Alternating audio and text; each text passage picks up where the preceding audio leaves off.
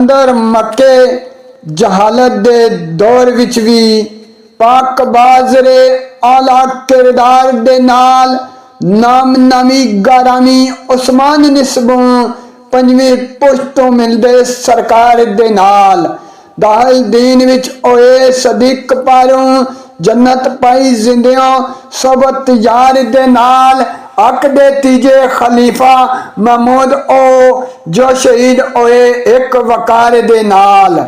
अबश उसरत दे दोस्तों ऐन मौके जहाँ एक लश्कर जरार तैयार होया नबी वालों अपने असहाब ताई माली मदद लई उदों इजहार होया। 600 ऊंट इमदाद लई खास तोहफा सी उस्मान वालों नजर यार होया। ऐसी शान मलंगी सहाबतां दी जिस ते राजी खुद रबे गफार होया।